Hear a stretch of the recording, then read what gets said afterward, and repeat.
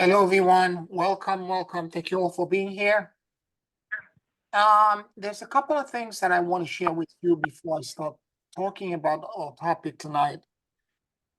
First of all, Mercury is going retrograde tomorrow until the 24th. So be cautious about things from your past coming forth, friends, family, etc. Things that you may not want, that are not complete, that you may want to make a decision about how to terminate or how to end them with grace. In addition to that, you may also find during Mercury retrograde that your electronics are going to malfunction. Now, in addition to that, the solar flares and the ejection from the sun have been very massive. We had an M9 solar flare, and I think possibly an X class solar flare. I thought I saw that on my news feed, although I didn't check it out. I didn't have the opportunity to. And the third thing that I want to mention, on April the 8th, not tomorrow, but the following Monday, at all costs, if you're on the path of the eclipse, stay indoors. Do not let the light of the eclipse fall upon you. And for deep, profound spiritual knowledge and understanding that I recently came across, that when the moon goes in front of the sun to create the eclipse, what it does is that it creates the light configuration of an entire year in a few minutes. And to our subconscious mind, on a deep spiritual level, if we witness it and let ourselves be bathed or be touched by this kind of very fast-moving yearly cycle, because our entire body is clocked with these cycles, we will basically trigger the acceleration of a year's karma in a few minutes. And all kinds of things that were, in other words, you're going to start purging too quickly. As it stands, I don't know about you, in my life right now, I'm trying to slow down how quickly the lessons are coming. I'm trying to put a break on them so that I can process them one at a time, rather than have 3, 4 different things bombarding me at the same time. So giving everything else that's going on the planet right now, I'm going to be indoors that day. I'm not stepping out. I'm not letting that light touch me.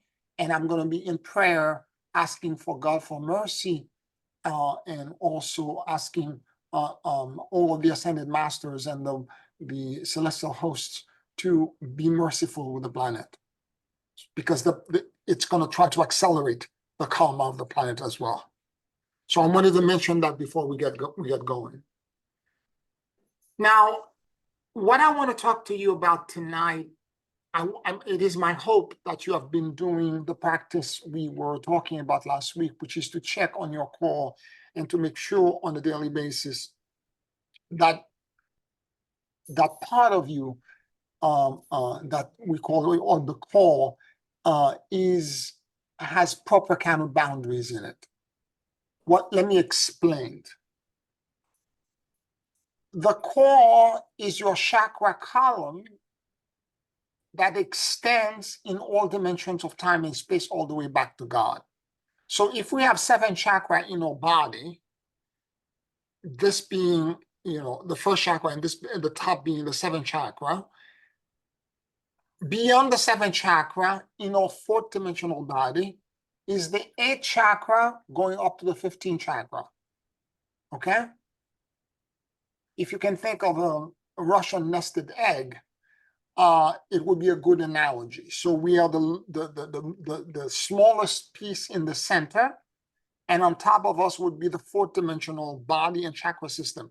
But the column continues, the core continues, 8th, 9th, 10th, 11th, 12th, 13th, 14th, 15th. From chakra 16 to 22, it's 5th dimensional body. And it goes like this, and then another babushka, another Russian nested doll on top of it. And it goes like this all the way back to God.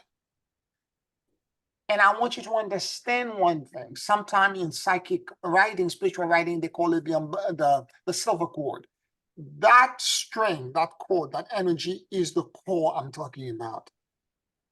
If you can think of it, and the analogy would be to think of a string with 7 energy balls that are attached to that one string, almost like beads in a necklace. But it doesn't end at the top at the 7th chakra. It continues in higher dimensions.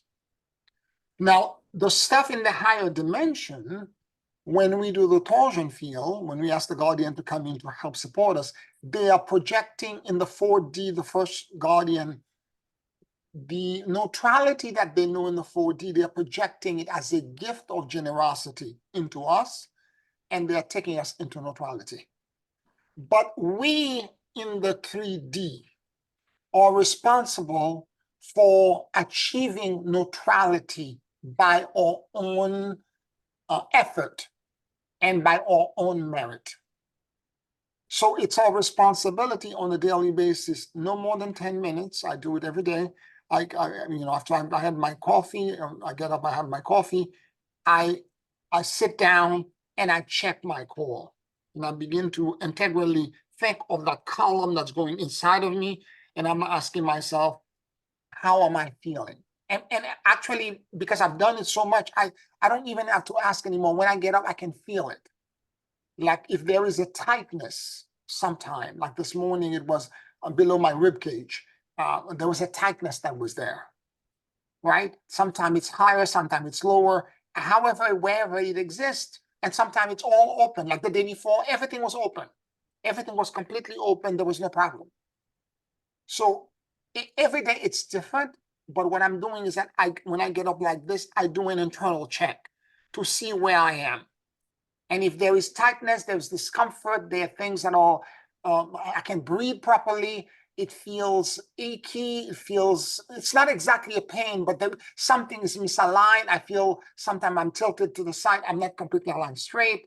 There are all kinds of sensations. And what I do is that I go in and I take deep breath wherever the discomfort is. I just let my consciousness drop into it. And now I am actively listening to what my body is trying to tell me. Because the discomfort you're feeling is information that your body has for you. And the greatest teacher that you have is your inner intelligence. It's the part of you that's within that can teach you and show you what it is that it's trying to communicate. If you simply would listen. So instead of listening and paying attention to what's happening in the world and what chaos and all of that, and being a nosy body, pay attention to yourself. And listen to what your body is trying to tell you.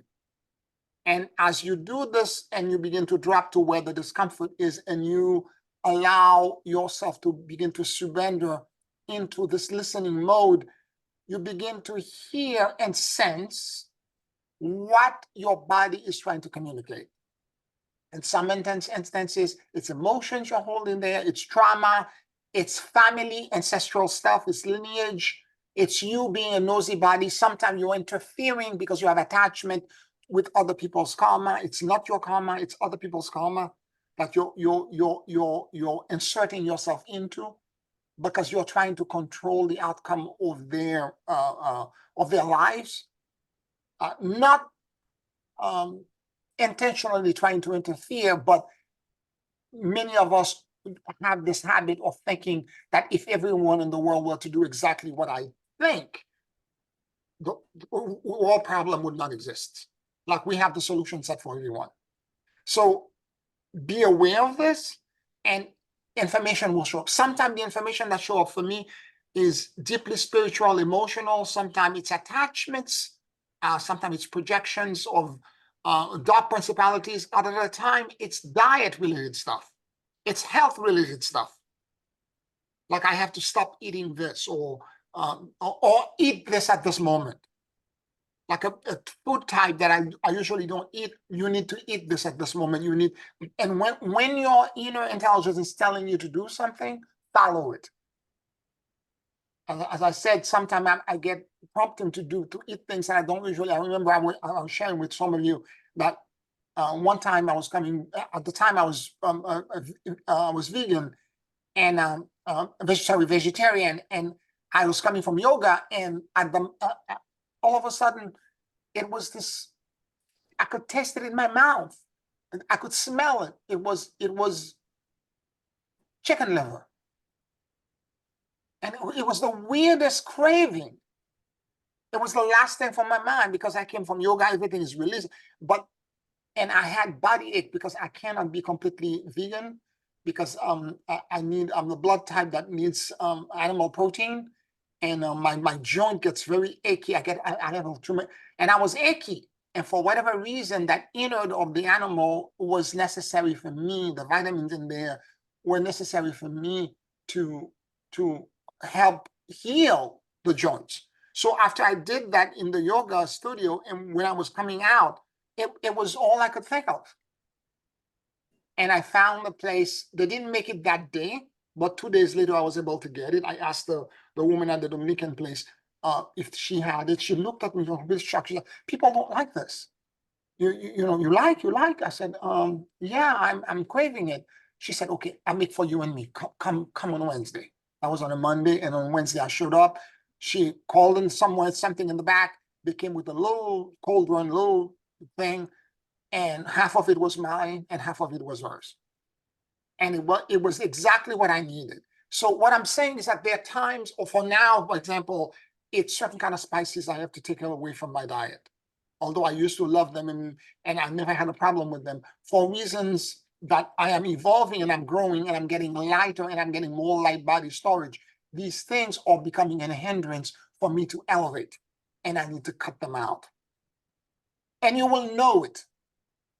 You will know it because your body is trying to communicate to you all the time. So I want you to be very aware of this, and I want you to practice this. And when I get to a point and I sense these things inside of me, and I begin to feel after I get the information, and I want the energy to be released, I take very deep breath, and I repeat.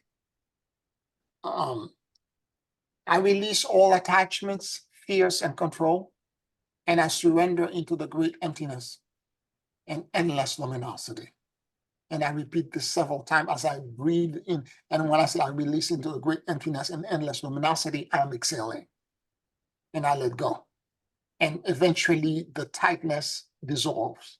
It just dissolves. The discomfort just, like poof, it goes away. It goes in smoke. And then my core is now open. I am neutral. And then now I can do my torsion field. And then after that, I repeat this prayer. And I'm going to go over this prayer because I've went with it with the people in the other classes as well. And I want to share this with you again here. This is a channeling I have done. I think it was 2017.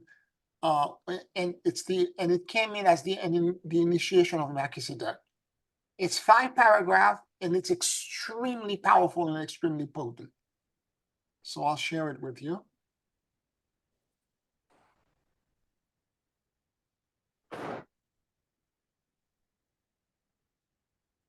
I become aware of my monad and mighty I am presence.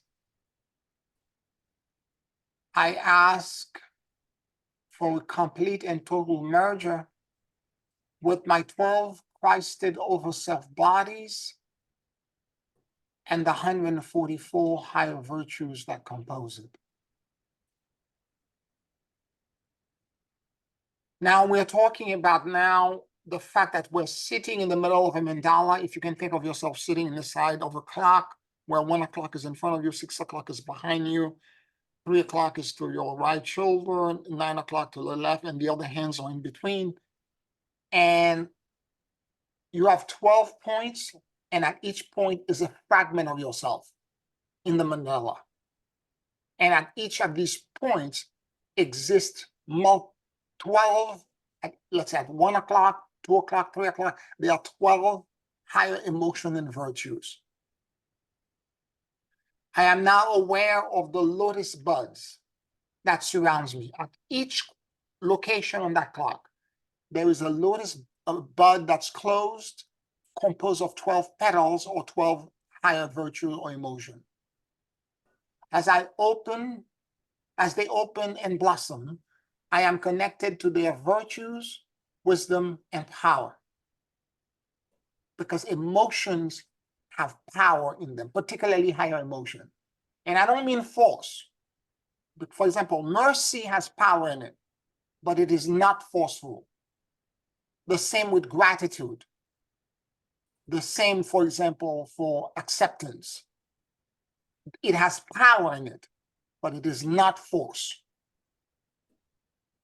I surrender my soul to the total miracle of the Lotus Sutra, and I accept the blessings of effortlessness, ease, endlessness, and perpetual renewal.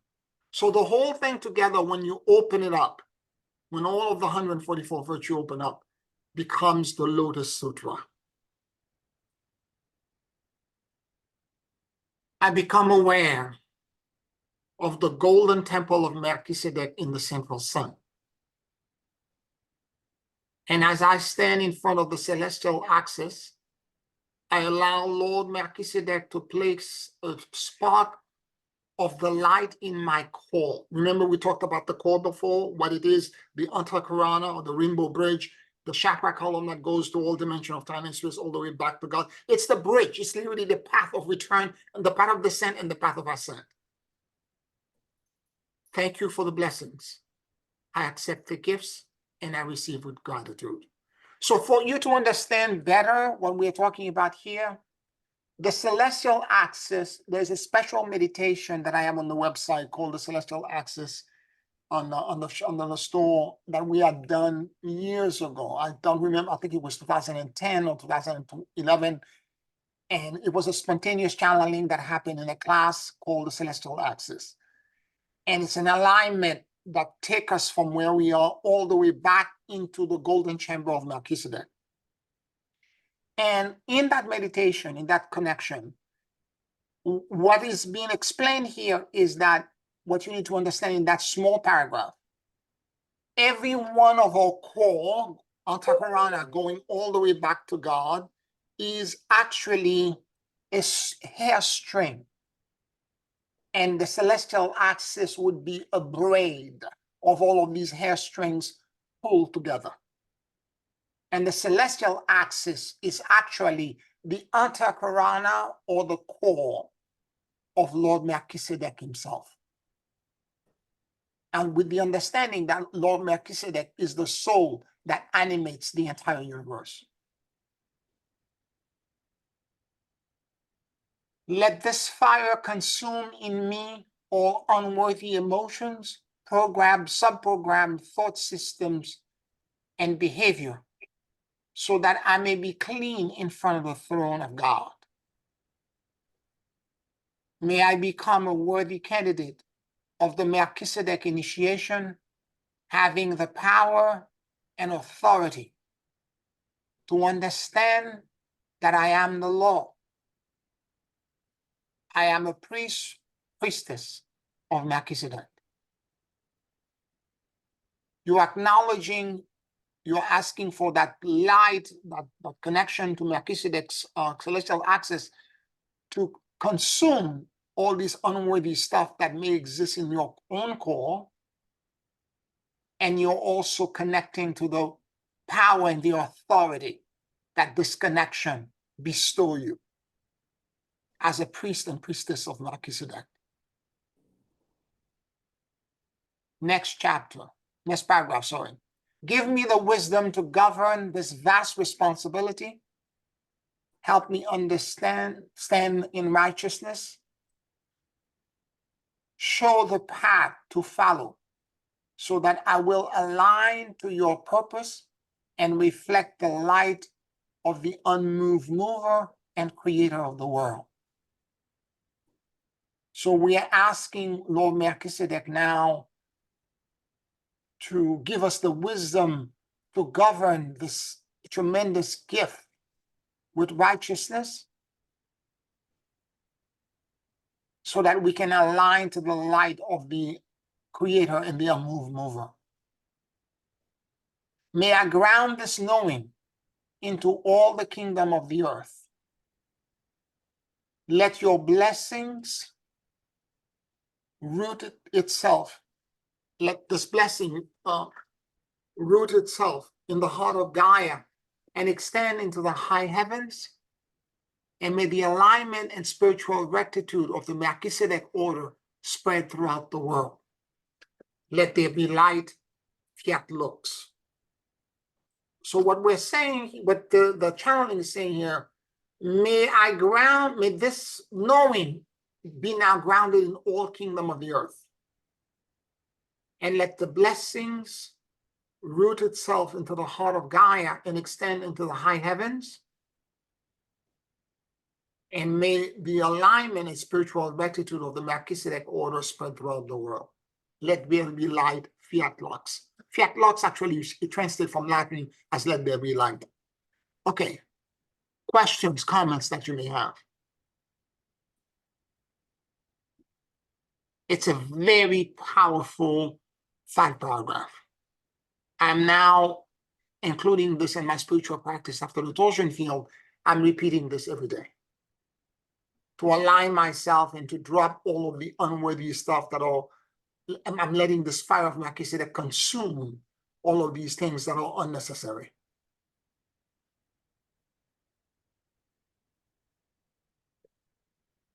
So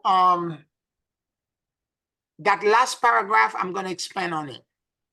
May I ground this knowing into all kingdoms of the earth, and let your blessings root itself into the heart of Gaia and extend into the high heavens. May the alignment and the spiritual rectitude of the Melchizedek order spread throughout the world. Any other question, any comments that you may have before I move on?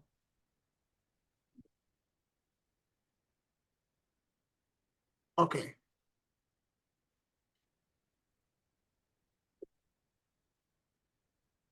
I always feel I have to go fast because I have so much information I want to share, and I'm always thinking I'm running out of time. So I'm going to try to slow down and do this at a different pace today, okay? So we are celebrating Easter today, and I want to talk a little bit about the Christ energy, because Christians throughout the world are celebrating this as Resurrection Day. And I wanted to explain to you from an esoteric and cosmic point of view what the Christ energy really is like. And I'm going to tie it back to that last paragraph toward the end. And then we'll do a closing meditation. So in the Gnostic teachings, it is believed that in a galactic core, there existed, or there still exist, pairs of celestial beings that are called eons. And they're extremely powerful creative principles, but they must act, they're male and female, they're pairs, and they must act together.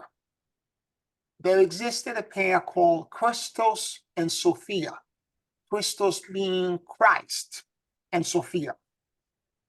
And so it so happened that Christos and Sophia manifested a being which is basically a blueprint for creation that they called Anthropos. And they released Anthropos from the galactic core. Now, they existed in a bubble, a creative bubble called the Plenarium. And in that Plenarium, as long as they were there, they were protected as pairs together. Now, outside of the Plenarium, you had to move together with your consort. If you go, and what so happened that when Anthropos passed the Plenarium and began to move to the outer edge of the Milky Way galaxy, Sophia became very attached and curious to the creation and began to follow her creation, her child.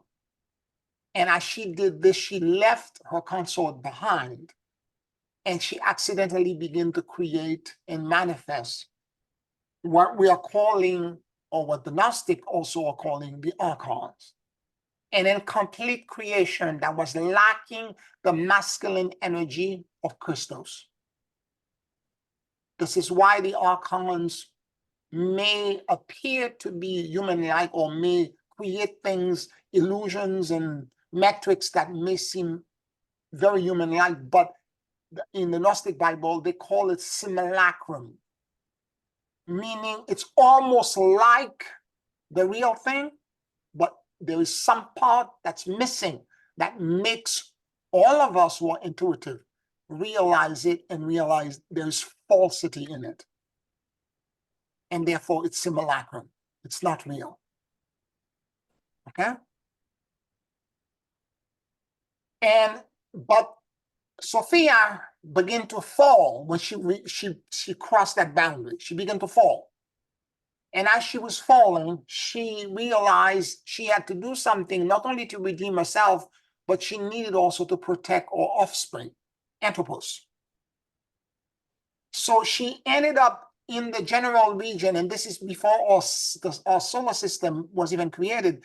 She tried to ignite the sun to create an environment where anthropos, her child, could actually flourish. But she didn't have her consort with her. She couldn't do it. However, another pair of celestials, eons, Helios and Vesta, came in and ignite the sun for her.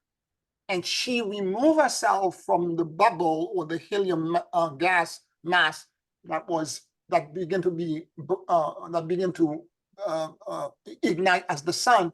She removed herself from there, and she merged herself with what became the earth. And in old myth, she transformed from Sophia into Gaia. And when she became Gaia, she basically her celestial power, all of her might, her true instantaneous miraculous thing that she could do, all became frozen into physical matter. And she's awaiting the arrival of her consort, Christos, to come after her. But the only way Christos can enter here, because we are anthropos, all of us human beings are anthropos. And it's by embodying, because we are made of physical thing of the earth, carbon and minerals and all things that exist in the earth. We are made of this. All of our DNA are made of phosphorus and glutamine and all kinds of things that actually thiamine. All of these molecules are made of the earth, and therefore they're incorporating Gaia into it. And when Christos, the spiritual part, drops into it and locks into it, there will be an alchemical marriage that will create a bioregenesis that will allow the return of these two together, with us being the bridge that connect us, so that we all can elevate and return back into the plenarium. So this is the story from the Gnostic point of view. Now you have to understand something as well from a different point of view, that the earth, the original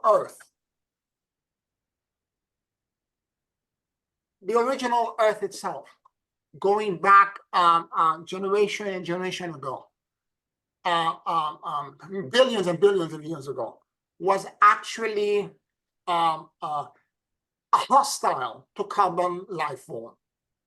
It was a place filled with radiation, toxic gases, methane, carbon monoxide, all kinds of things that would suffocate and destroy human life. It was completely filled with volcanoes. It was a horror thing. It was one and all, and there were life forms actually. There was an amoeba that was actually thriving on the methane gas that existed in the earth at this time. So conceivably, a life form would have evolved and grew in that what's toxic to us would have been a perfect environment for it. What happened is that around water puddles that were hot water puddles that were created begin to grow an anomaly, a blue-green algae that instead of consuming the gas that was around, begin to consume and connect through photosynthesis, taking the light of the sun, absorbing carbon and releasing oxygen, creating a cycle that didn't exist on Earth at the time, because oxygen was a foreign thing in that environment. And that blue-green algae, it's what changed the Earth completely and allowed for us carbon life form to be created. So the photosynthesis is the light of the sun being captured by plant that we consume and that exists in us. So thus, we also have the light codes in us too. We are captured and frozen life form. Light, not life form, but light, L-I-G-H-T, light form. That at some point will ascend and elevate when we have the right frequency and the right code in us. So I wanted to talk about this to give you a sense of the idea that Gaia or Sophia / Gaia is a spiritual being that's basically, and the idea when we're talking about Gaia, we're not talking about something abstract, like a term that's very abstract. We're talking about one super consciousness, one female super consciousness, and she's the progenitor of everything that's alive. In Hindu philosophy, she is Shakti. She's Mother Earth. And the consort that she's seeking is Shiva. And when Shakti and Shiva comes together, they create a perfect marriage. And in fact, in us as human beings, if you look at the teaching of Kundalini, there are two energies that are, one is Shakti descending, one is Ida, the other one is Pingala. One descend, one ascend. One comes from the earth and rises up, and the other one comes from the heaven and drops down. And when the two of them are merged in us, we become illumined. Enlightenment occurs. Liberation occurs.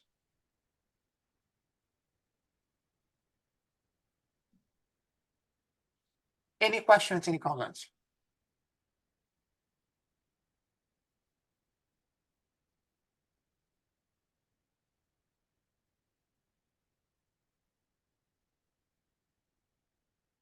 So when the last paragraph of this channeling says, may I ground this knowing into all the kingdom of the earth. Let your blessings root itself unto the heart of Gaia and extend into the high heavens. So it's Ida and Pingala. We're trying to ground this into all kingdom and let your blessing root itself into the heart of Gaia and extend and reversely extend. So it's grinding into Gaia and reversely it's extending into the high heavens. May the alignment and spiritual rectitude of the Melchizedek order spread throughout the world. What do I mean by that? When the two energies are locked, when Christos and Sophia are locked together, it creates, we are directly connected, we are aligned with the celestial axis. Redemption is here, resurrection is here. And as we celebrate today in religious circle, the resurrection or the Christ Day, that's what we're celebrating.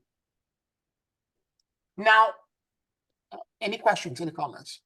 I've said a lot, I've said quite a bit. So any question, any comments you have, please.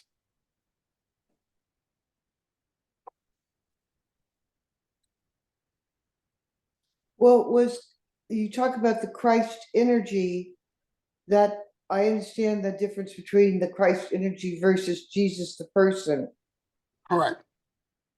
or Jesus, Son of God. Yes. So when Jesus resurrected, that's the Christ energy. Okay. I'm going to go into that. Thank you for asking this. So thank you for that question, Kate, because Jesus was the avatar for the Piscean age. What do I mean by that? The Earth axis is tilted 23 degrees. The north to south pole axis is tilted. So the Earth is like a spinning top that's beginning to degrade. It's slightly tilted. It's directly straight. That axis, if you have all the 12 signs of the zodiac around it, that axis moves backward to all signs of the zodiac to a process called the precession. And every sign it moves into, like say, for example, from Pisces to the age of Aquarius, it takes the transit between the beginning of that age, and it's called an age, of the age of Pisces, it takes 2,100 years. The whole thing, the whole entire cycle, take 26,000 years to complete. So at every age, there is an avatar. There is a Son of God. There is somebody that embodies the energy and the consciousness to demonstrate to the world what the Christ energy is like. The Christ energy is a consciousness. It's not a person, it's not a personality. Think of it as an office. Like it's like being an architect or being an accountant or being a priest or something like that. It's something that anybody could do if you were to move through the pattern and embody the energy. So before Christ, there was the age of, in fact, there are other stories in the Bible, if you think about it. When the story in the Bible that talks about the golden calf, okay, when Moses was on Mount Sinai getting the 10 Commandments, and when he came down, he realized the people were were going to idolatry and adoring a golden calf. That golden calf is a symbolic representation of the age of Taurus that was ending. And he was so angry that he took the tablet and threw it down, and it swallowed the golden calf, and a whole bunch of people got killed because of this. Because he was trying to lift them into the next age, and that's why his symbol went from being the calf to being the shofar, or the horn, the ram's horn, for the age of Aries that was to follow. So every age has an avatar. So Moses was the avatar for the age of Aries, Abraham the avatar from before, Jesus the avatar for the age of Pisces. So every age has what is called in the spiritual hierarchy, a world teacher, a teacher that will demonstrate to the world how to embody, because each of the ages have different frequency. If in the age of Pisces, it was the law that was operating, love thy neighbor as thyself, the age of Aquarius is a completely different thing. And the age of Aquarius is the only age in which there will be not one world teacher. So if you're waiting for one person to embody the Christ, it's not going to happen.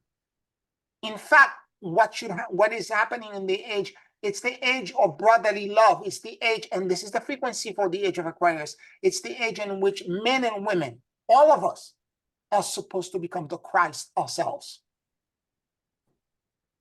So all of us should have access to achieve Christ awareness. So it's the highest frequency of all the 12 signs of the zodiac that surround, that exists in the procession. And that's the age that we're in right now. Now, having said this, Kit, the idea of the Christ as a consciousness, not as a personality as Jesus. There existed before Jesus 16 previous savior of the world who were born of a virgin, who were crucified and resurrected on the third day. It's all documented.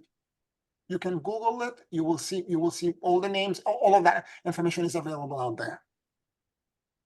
But these other Christs were connected to the previous age. And this avatar, again, every age has an avatar or world teacher, and that avatar brings forth embody this idea of the Christ. Now, during the age of the teaching of Christ and during his mission, his outward mission, he talked a lot about his father, and he was communicating with his father all the time. He was communicating in the inner plane with Lord Maitreya, who was holding and still is holding the office of the Christ in the inner plane in the spiritual hierarchy. Lord Maitreya is the planetary Christ at this moment. It's an office again. At some point, he will elevate to a different place and someone else will take the position.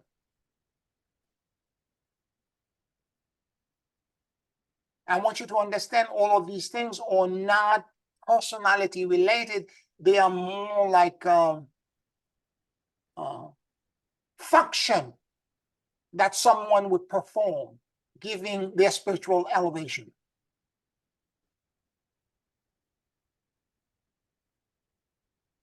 So I hope this answered your question, Kit.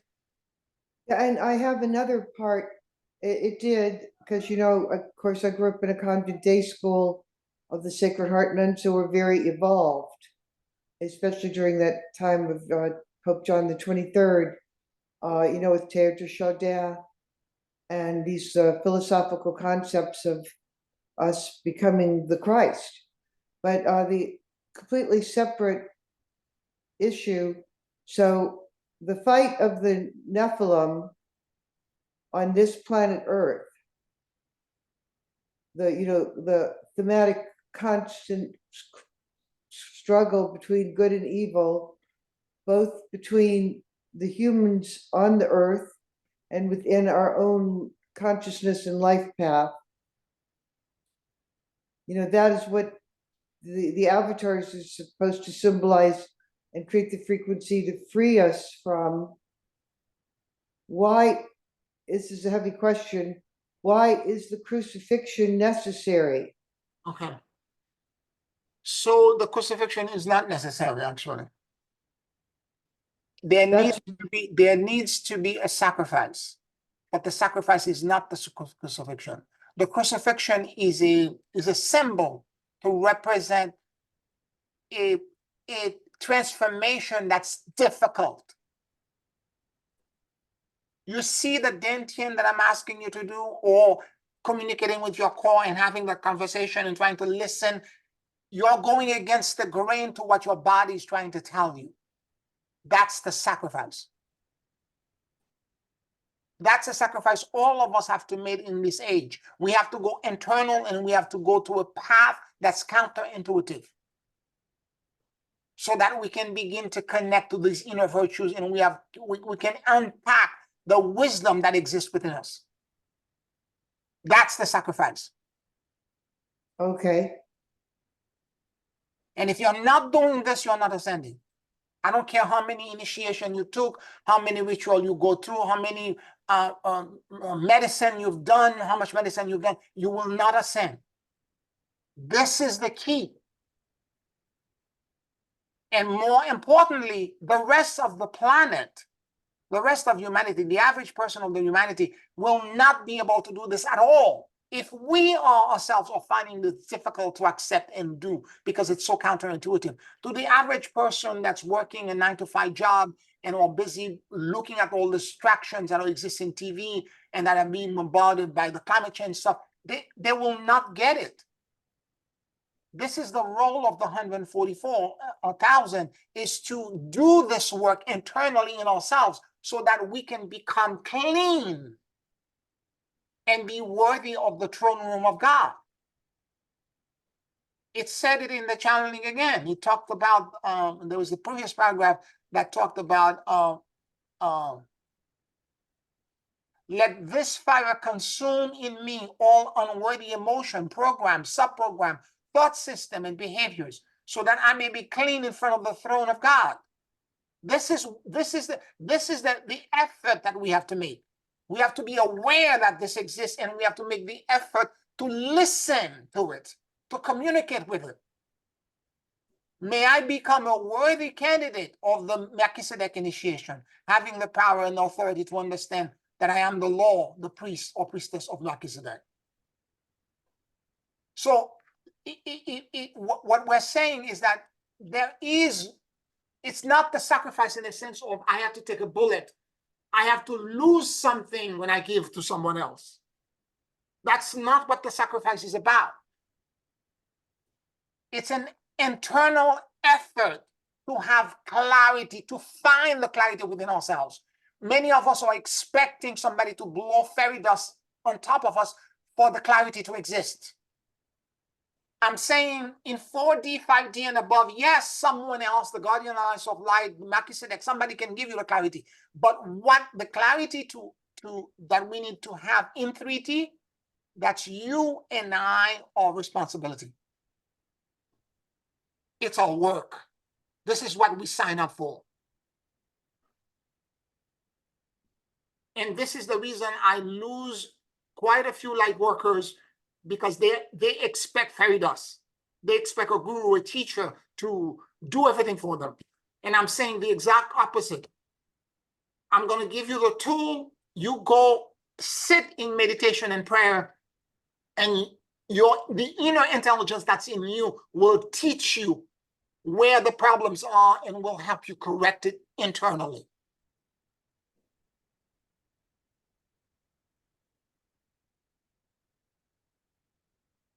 This is a path of absolute accountability and responsibility. You have to move toward the correction, and spirit will meet you halfway and help unravel the whole thing. Well, that's why they say the path is within. Yes. You know what, kid, I had heard this many times. You know, brother, do the work. You have to go within. It took me over 20 years to understand what that meant, because people kept saying this, but they never explained what I'm explaining to you right now. No one explained it to me. It took me 20 years to figure it out. Because I was parroting it. I kept saying, yes, you have to go within, you have to. I never understood it. You have to sit in, it's all about listening. It's all about staying quiet and staying within and listening to your own self. Be actively intelligent, active listening, and listen to your own body and your own self. And the information will rise and you will know. That's what the problem is with this. This is the correction that I need to make. And it will be revealed to you drop by drop and piece by piece. And if you keep trusting it and trusting it, it will get stronger and stronger. Like all muscles, it will get stronger. And at one point, it will completely guide you out of the forest of error that you're in. That's if there is an effort to be made, that's the effort.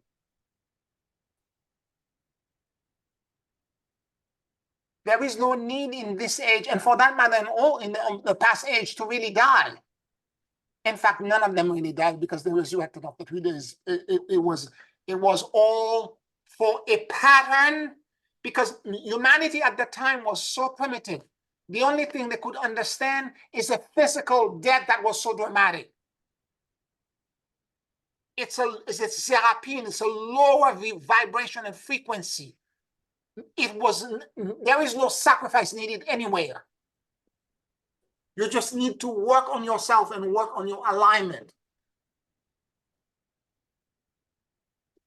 And to the depth of which that you go and you're being honest. We are all masters of self-deceit. The greatest lies are the one that we tell ourselves. But when you, and because energy doesn't lie, when you sit and you're talking to your core and you feel these energetic tie up stuff, and you ask question and you begin to notice what you need to correct, when you ask energy, energy will tell you the truth.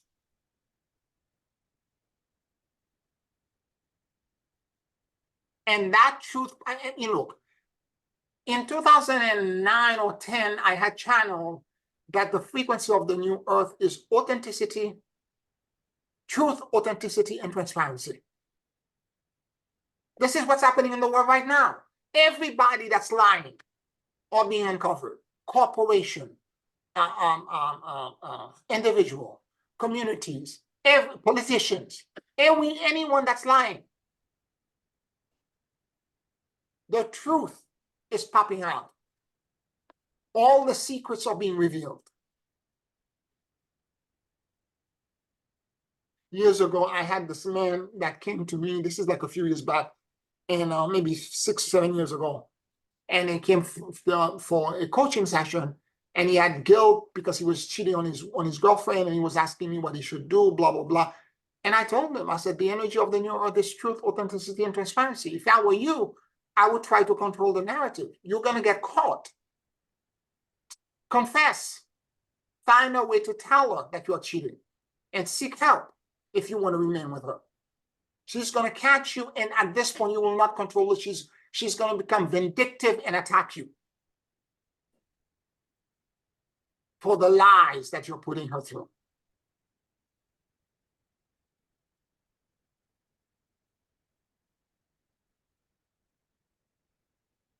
So yes, the Christ energy, what the church is telling us is a half-truth. It's a half-truth. And if you look at other religion, whether it's Hinduism, whether it is Buddhism, whether it is Sufism, whatever it is that you're looking at, the idea of the Christ exists everywhere. And it's, in some instances, they call it enlightenment, they call it liberation, they call it cosmic consciousness. It's the same thing. It's the same cosmic energy coming in to lock with the female consort. That's Earth rising. And when that marriage occurs in us, with proper awareness, it creates complete liberation from the wheel of death and rebirth called in Buddhism samsara. It liberates us. It creates enlightenment.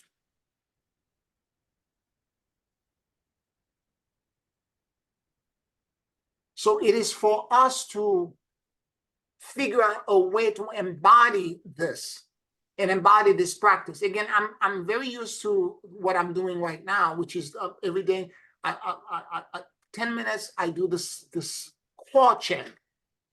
I check my core to see where I am. What am I feeling this morning? What's inside of me? And then I do the torsion field, 12 breath, allow this energy to move up and down in me.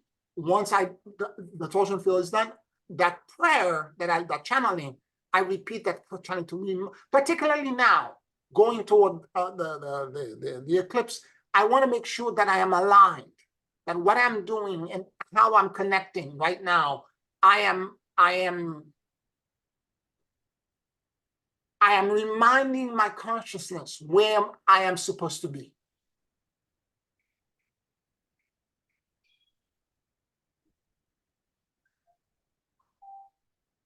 Any other questions or comments?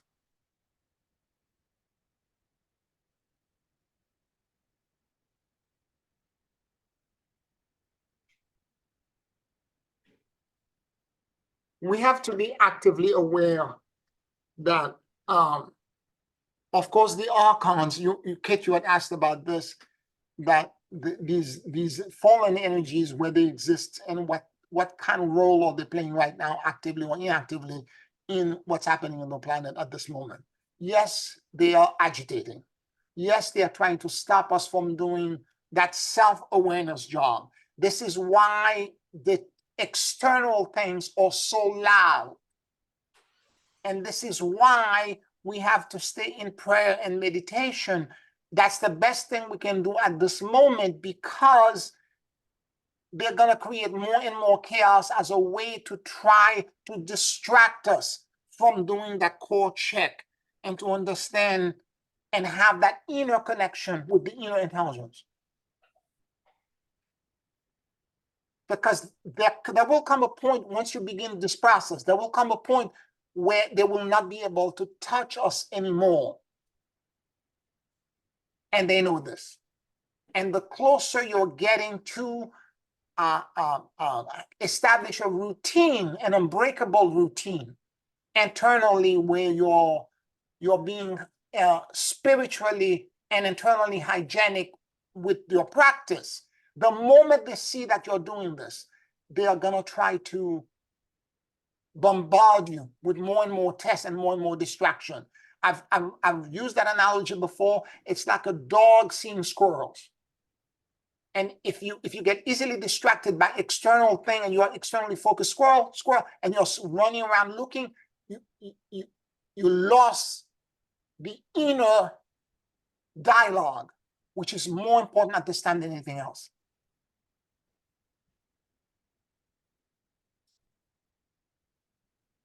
So yes, there is a lot of principality. In fact, there's a whole chapter 5 in my book that's coming in a few months. Is all about, it's called The Resistance, and it's all about the forces that are trying to distract us. And it's not just a unified one group of celestial. It's 3 different groups. You have the archons that are one group, you have Hasatan, who is a second group, and you have the deceiver, or Lucifer, which is a third group. They are not all the same. They are not equal. They are completely different frequencies and different vibration. And in the chapter, I describe exactly who they are, how they operate, because I described to you how the archon were created, and they are the one that were responsible for the creation of the Nephilim. Whereas Hasatan is a completely different energy.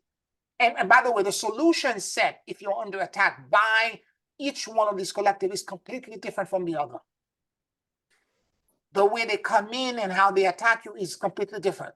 All of that is explained with great detail. It's a lot of pages. It's going to be probably over 20 pages for that one chapter to explain all of it in detail. And in fact, I began the chapter by offering a prayer, a channel prayer, because I read somewhere on Facebook, and it's absolutely true. Someone posted something to the effect, I'm paraphrasing, that the greatest how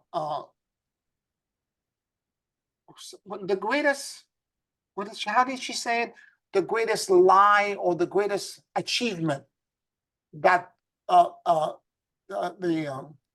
the deceiver has done is to make us believe that he doesn't exist. And I absolutely agree.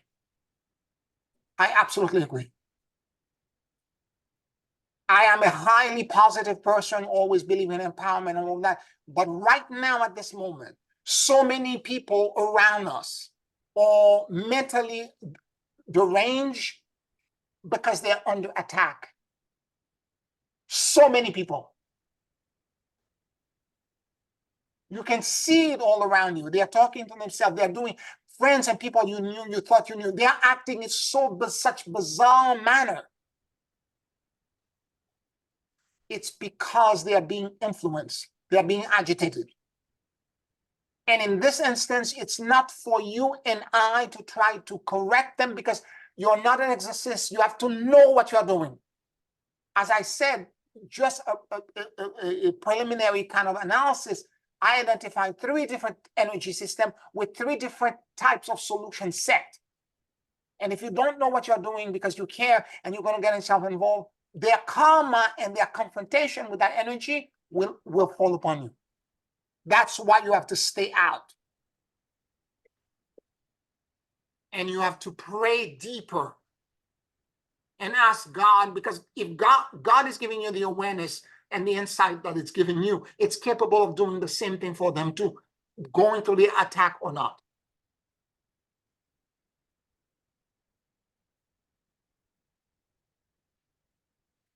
So you and I have to pray more, meditate more, and literally and get more informed about what we're facing. And that's why I included it in the chapter. And I in the prologue of the book, I even said this. I said there are 2 chapters in there that's going to be difficult for the reader to move through. There's a whole bunch of channeling the chapter is called The Future Horizon, that talks about all the channeling I've done since 2014 until now about the future. It's a very difficult, it's difficult in the sense the predictions are so many of the things that were predicted have happened already, and many more are to come. And some of the things that they're predicting is heavy. And the other, and it's that chapter as well, because we have somehow been domesticated into removing there was a time where people believe in fallen energies, but not anymore. But what we are witnessing now is way beyond anything. The only, I remember when I began to realize this, I had channeled that information, but I began to realize this, and I remember talking on the spiritual friend of mine. This is at the beginning of the lockdown, and I remember calling in and I said, "Have you seen what's going on around? People whose character I thought I could go in hell and defend. I am seeing them acting in less than 2 months in such crazy way that I don't recognize them anymore, as if they are being brainwashed." And I remember my friend said, "You're absolutely right."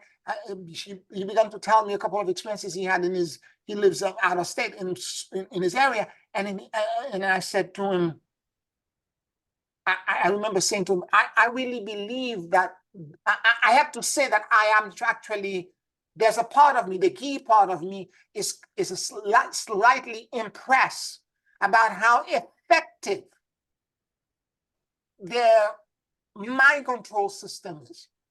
Because then in a matter of 2 months, I'm seeing a whole series of friends fall into this blue trap that they can't get out of. And they convince themselves that they know exactly what's going on. And no one else can tell them. In fact, they're going out there and they're trying to propagate this zealotry. They're trying to propagate the zealotry. And they're trying to push it on you and push it on you.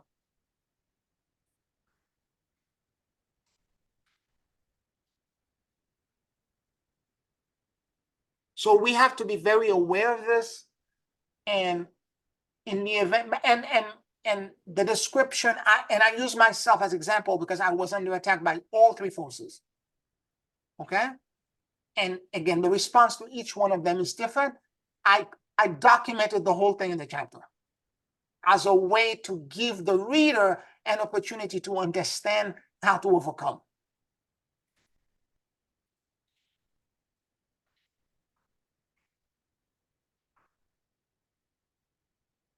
Sometimes you have to go to a difficulty and a challenge to be able to coach and help others overcome it.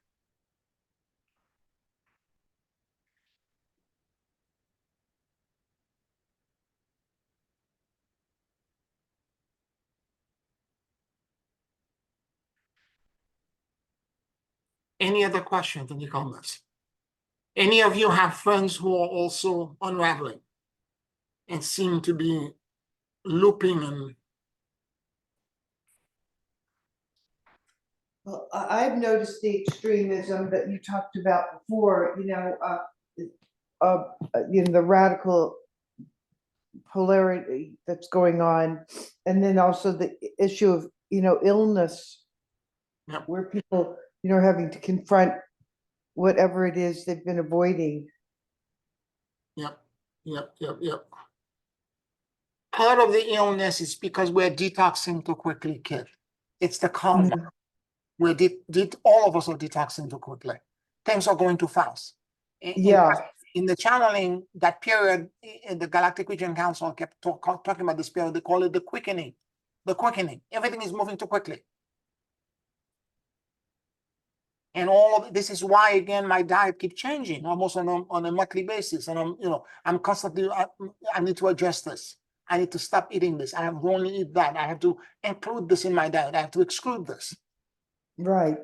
Because we're evolving quickly. We're going to what would take us maybe 2 lifetimes to learn. We're learning it in less than a year. So we have to assimilate. We have to process all of this stuff. We have to unpack it. Well, also, Pierre, think about if we're coming from many lifetimes or even from another planet, and then the light energy is coming in so quickly, and yet a lot of the foods on the planet Earth are so poisoned, Yeah. Sometimes I find it hard to even eat at all. Yeah.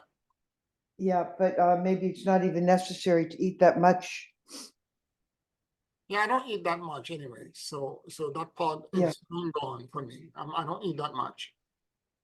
I have the heavier meal for me is at lunch, and after that I snack. Mm-hmm. I eat fruits. I snack.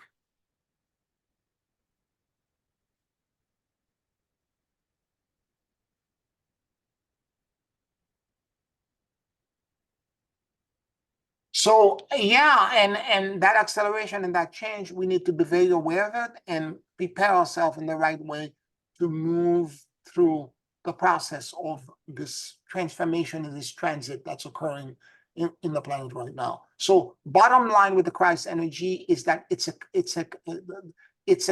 cosmic principle, and anybody, whether they call it liberation, cosmic consciousness, enlightenment, nirvana, Buddha, whatever state you want to call it, all of us are moving toward that initiation, which is to merge within us the rising energy that coming from the ground, from the Gaia, from the earth, to allow the frozen celestial energy that exists in Gaia through the photosynthesis in our body, all of our being, to release that light through bioregenesis when Christos connects to it. So Ida and Pingala can merge together.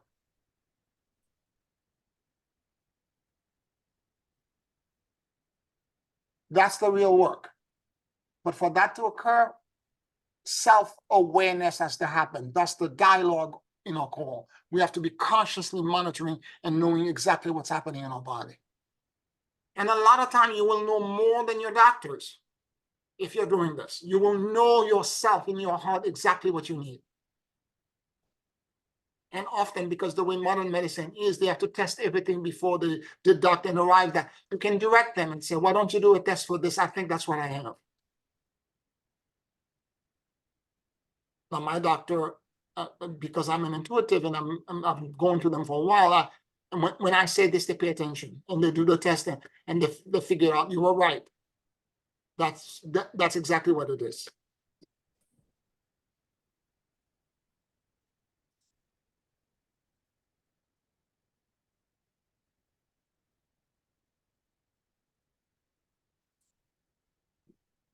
Any other comments or questions?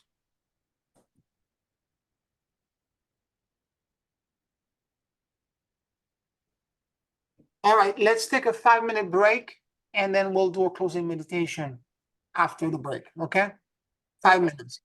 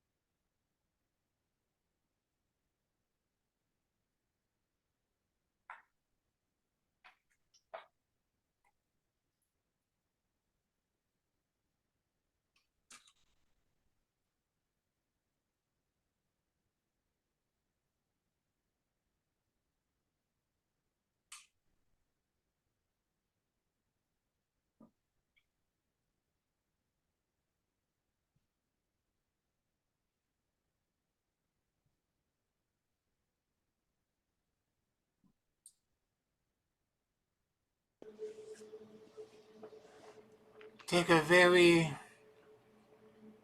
deep and slow breath.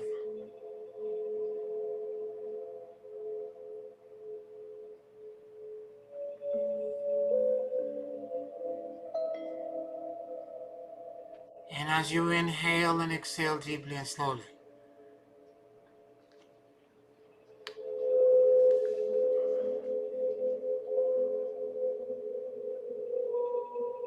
allow the universal life force that permeates everything to enter into your lungs.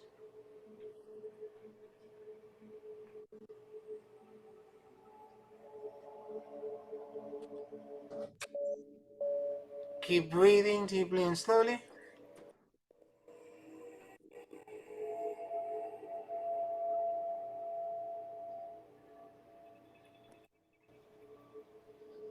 And let your soul and your awareness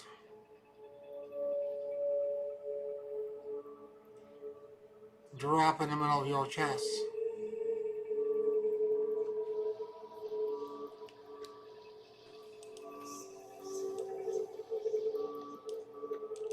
Please forgive me.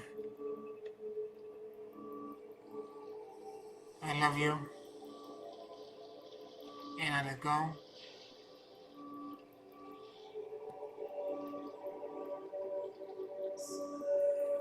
Please forgive me.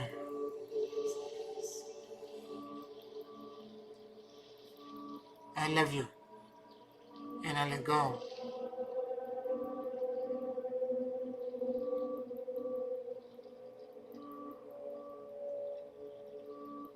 Let your mind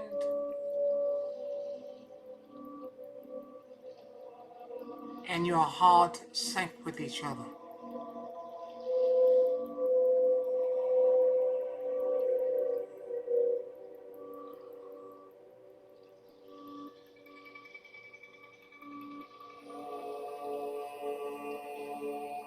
And notice what you noticed.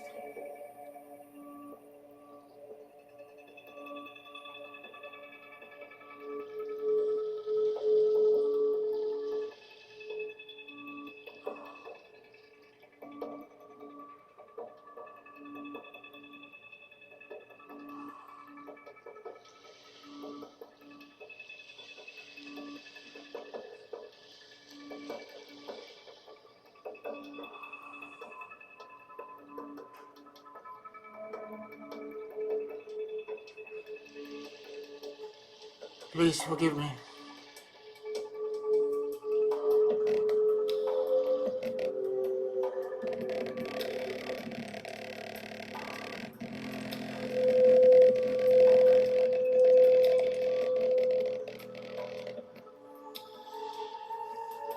Become aware of any sensations, feelings, emotions, or insight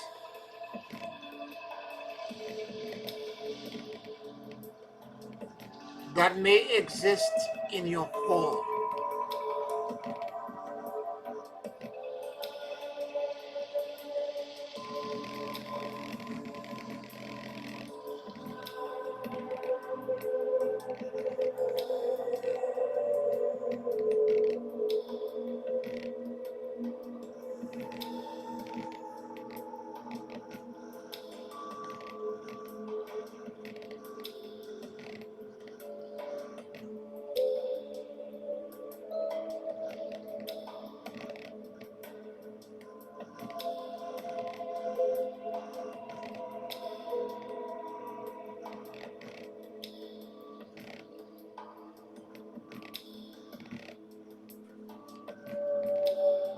Without prejudice,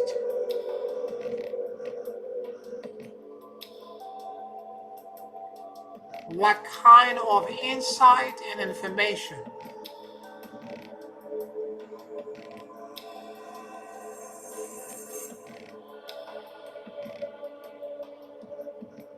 does the inner intelligence in me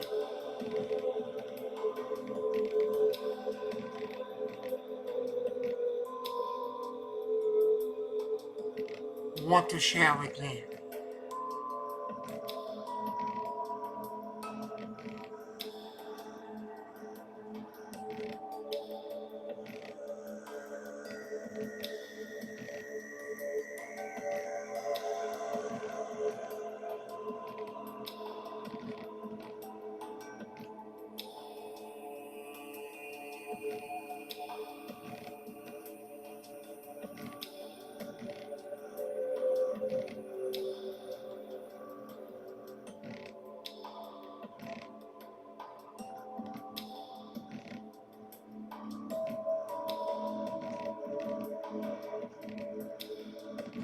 Keep breathing deeply and slowly.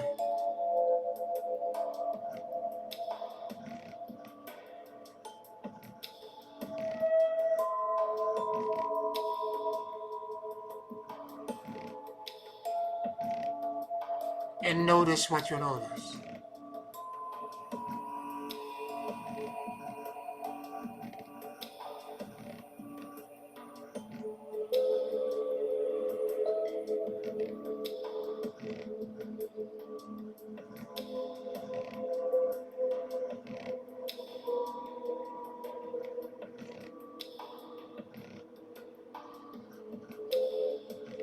I release all attachments, fears, and control.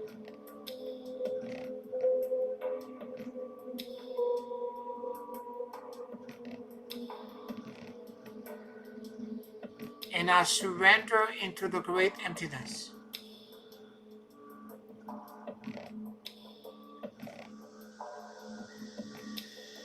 And endless luminosity.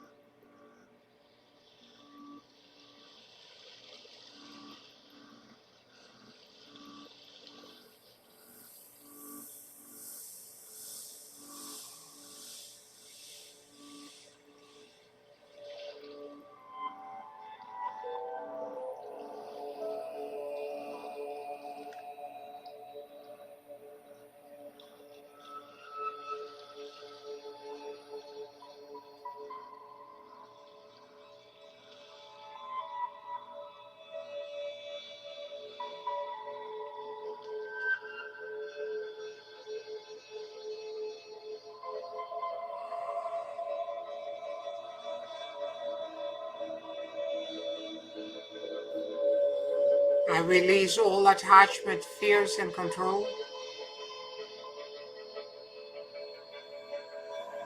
And I surrender into the great emptiness.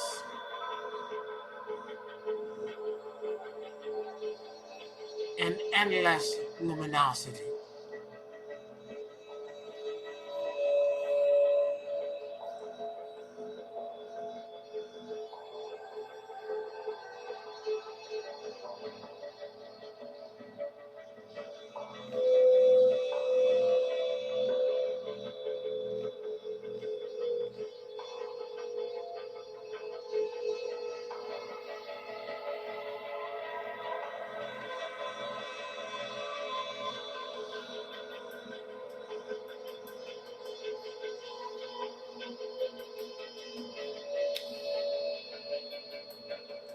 I release all attachment, fears, and control.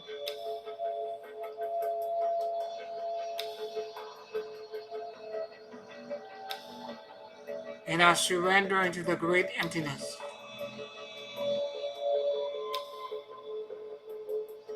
And endless luminosity.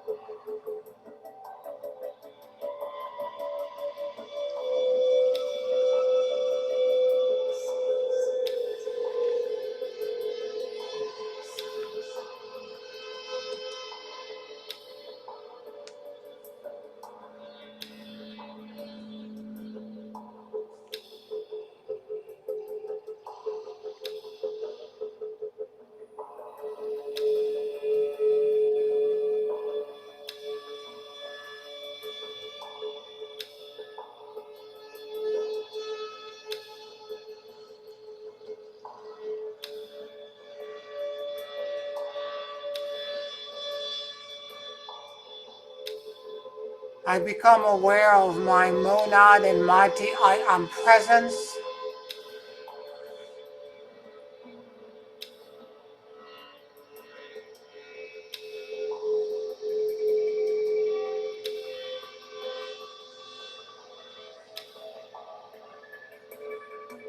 I ask for a complete and total merger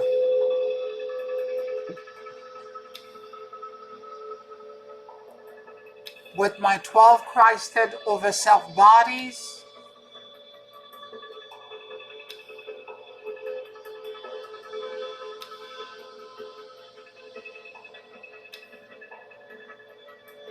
and the 144 higher virtues that compose it.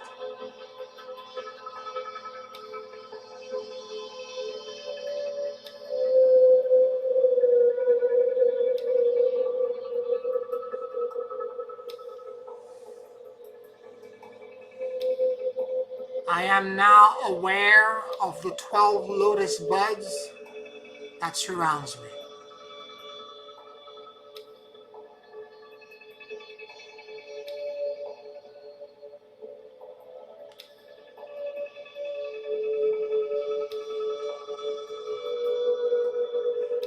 As they open and blossom,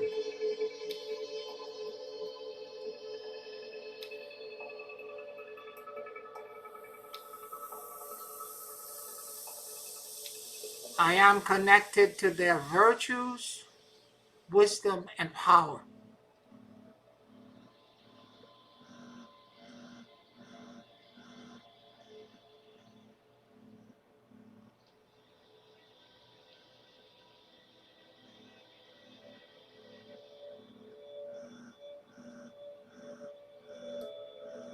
I surrender my soul to the total miracle of the Lotus Sutra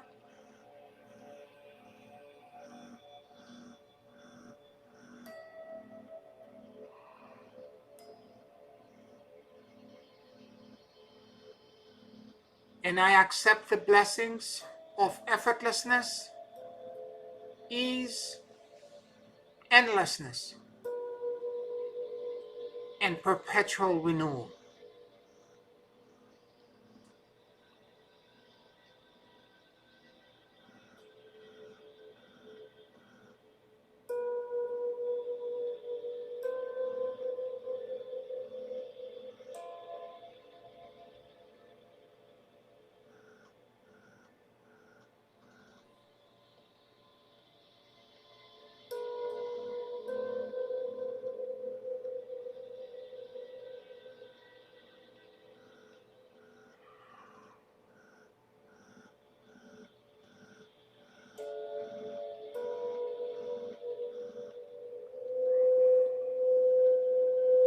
I become aware of the golden temple of Melchizedek in the central sun.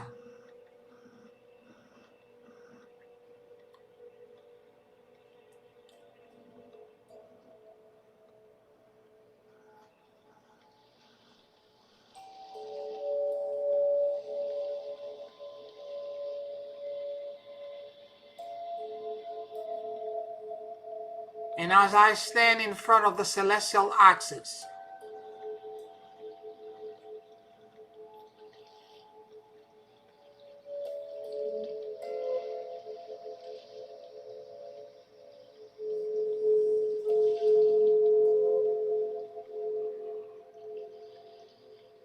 I allow Lord Melchizedek to place a spark of the light in my core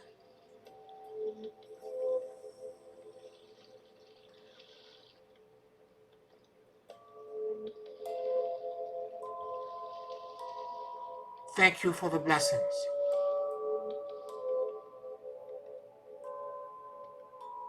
I accept the gift and I receive with gratitude.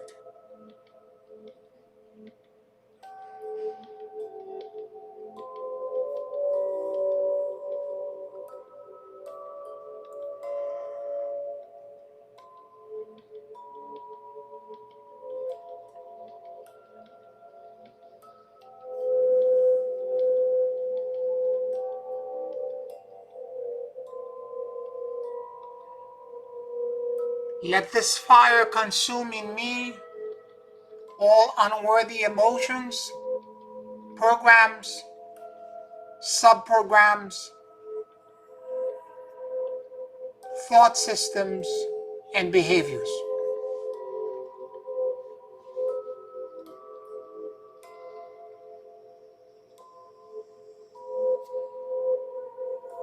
So that I may be clean in front of the throne of God.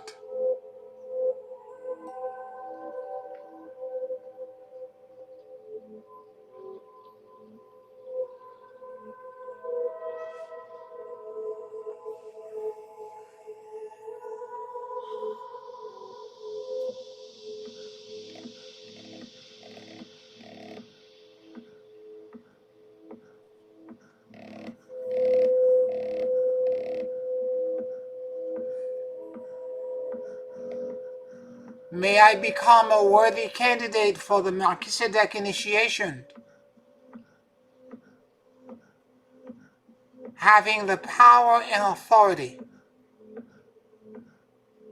to understand that I am the law, I am a priest, priestess of Melchizedek.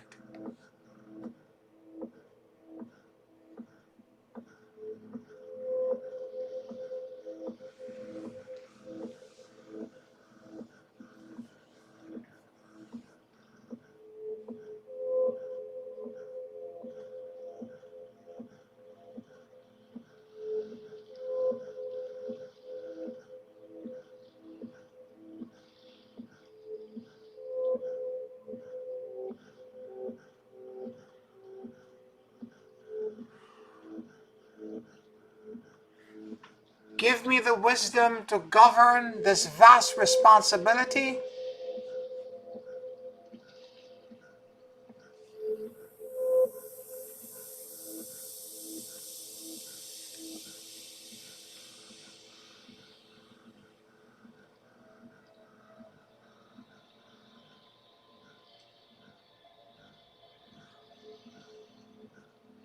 Help me stand in righteousness.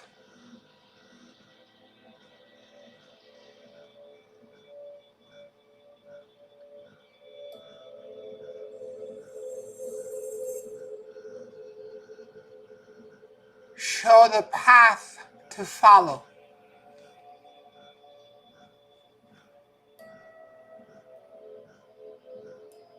so that I will align to your purpose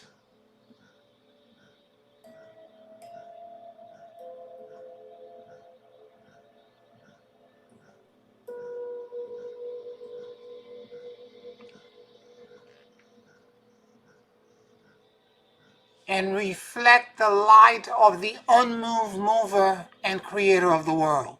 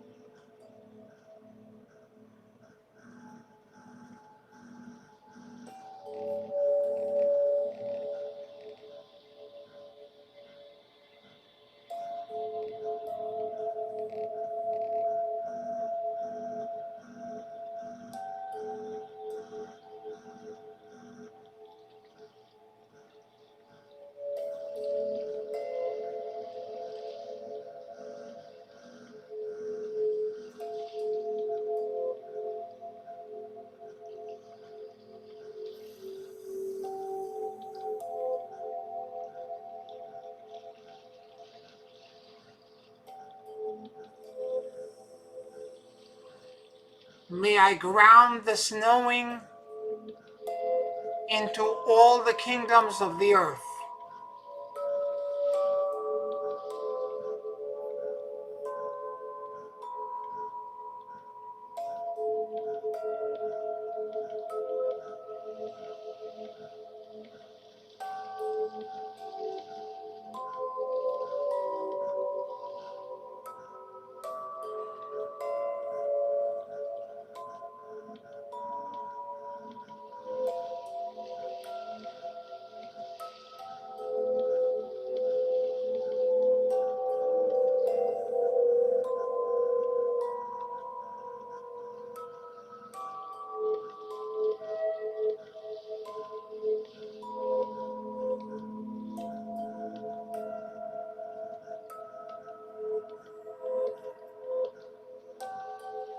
Let your blessings root itself into the heart of Gaia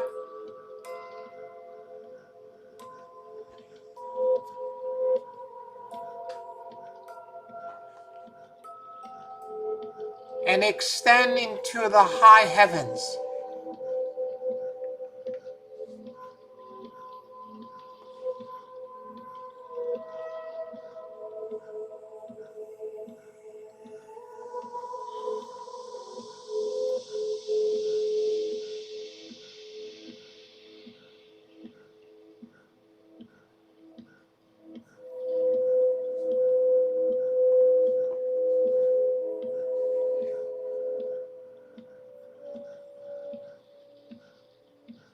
May the alignment and spiritual rectitude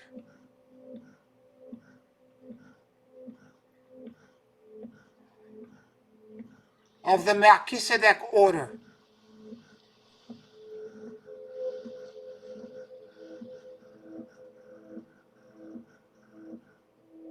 spread throughout the world.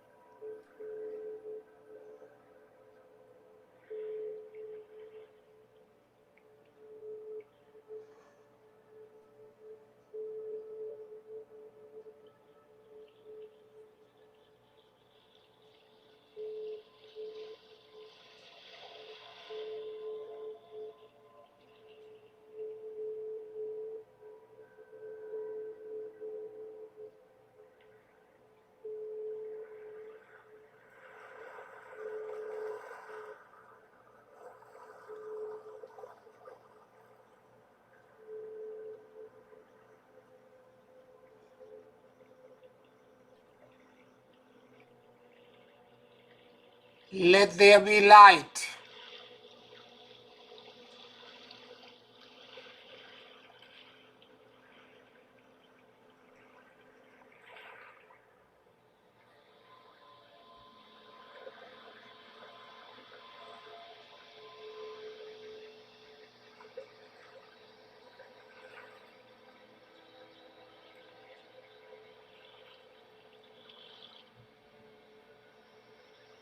Hosanna into the highest. Hosanna into the highest.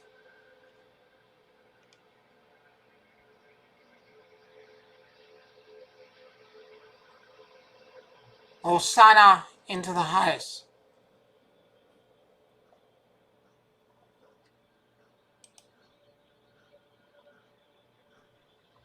Take a very deep and slow breath.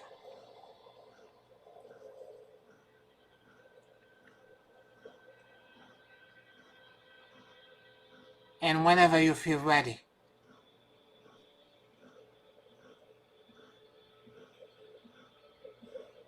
you can open your eyes.